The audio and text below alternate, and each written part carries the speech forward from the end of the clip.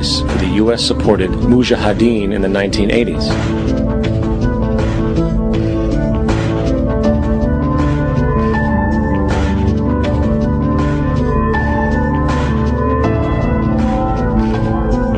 In 2007, the Department of Defense received $161.8 billion for the so-called global war on terrorism. According to the National Counterterrorism Center, in 2004, roughly 2,000 people were killed internationally due to supposed terrorist acts.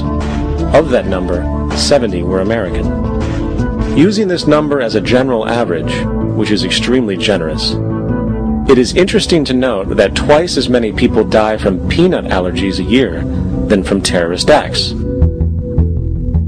Concurrently, the leading cause of death in America is coronary heart disease, killing roughly 450,000 each year. And in 2007, the government's allocation of funds for research on this issue was about $3 billion.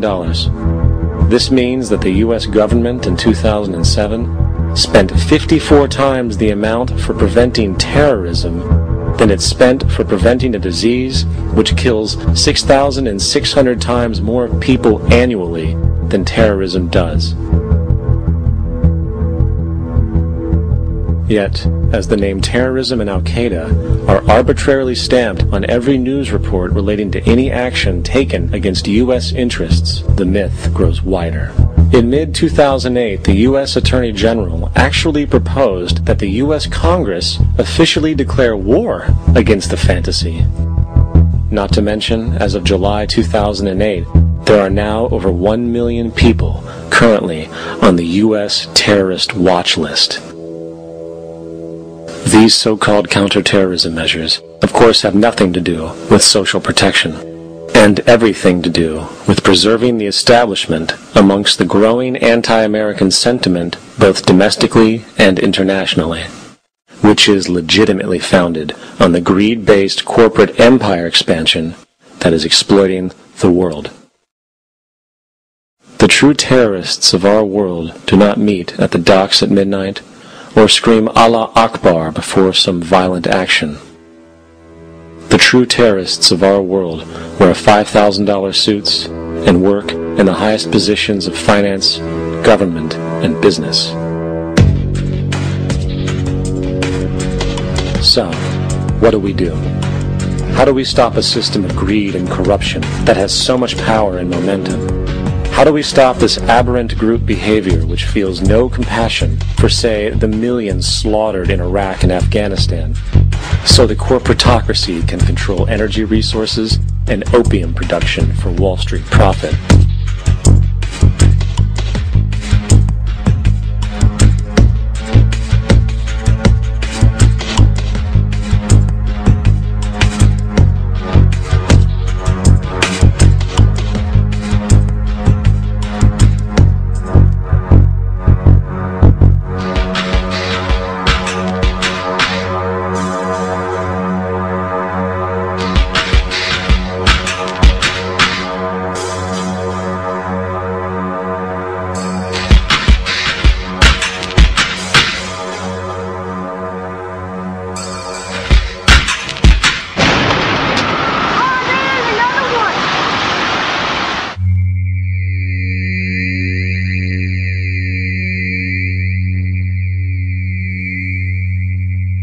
How do we stop a system of greed and corruption that condemns poor populations to sweatshop slavery for the benefit of Madison Avenue? Or that engineers false flag terror attacks for the sake of manipulation? Or that generates built-in modes of social operation which are inherently exploitative? Or that systematically reduces civil liberties and violates human rights in order to protect itself from its own shortcomings? How do we deal with the numerous covert institutions, such as the Council on Foreign Relations, the Trilateral Commission, and the Bilderberg Group, and other undemocratically elected groups which, behind closed doors, collude to control the political, financial, social, and environmental elements of our lives? In order to find the answer, we must first find the true underlying cause. For the fact is, the selfish, corrupt, power, and profit-based groups are not the true source of the problem. They are symptoms.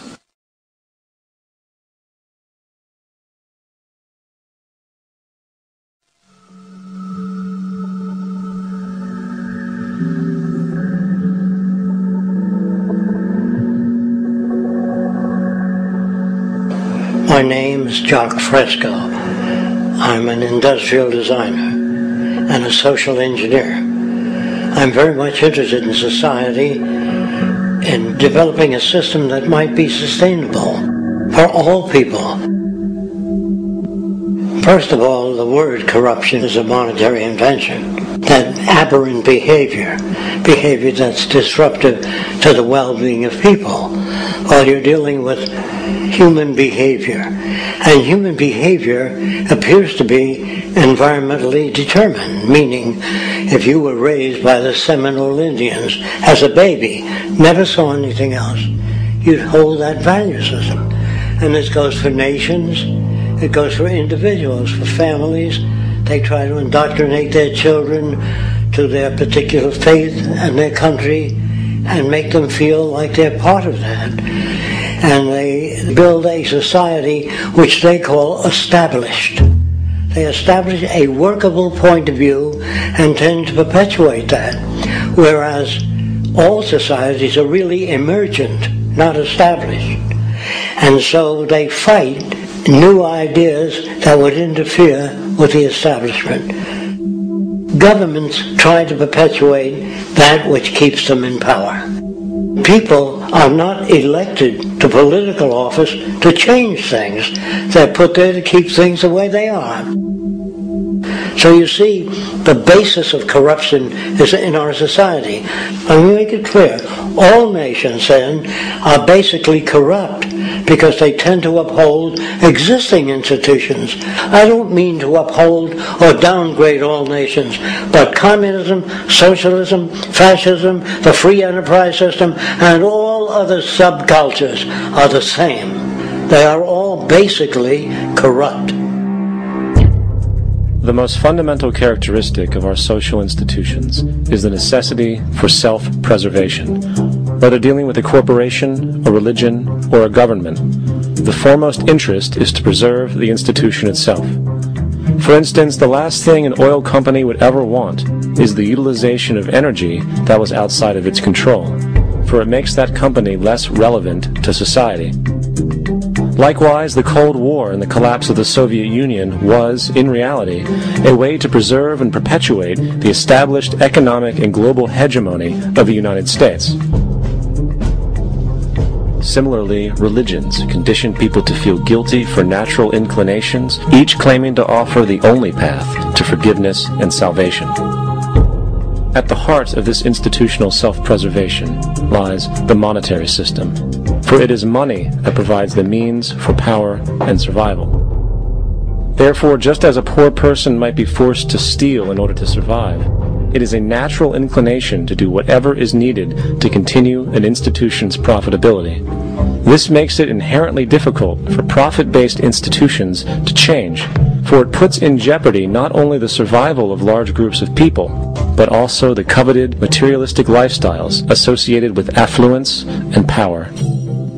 Therefore, the paralyzing necessity to preserve an institution, regardless of its social relevance, is largely rooted in the need for money or profit.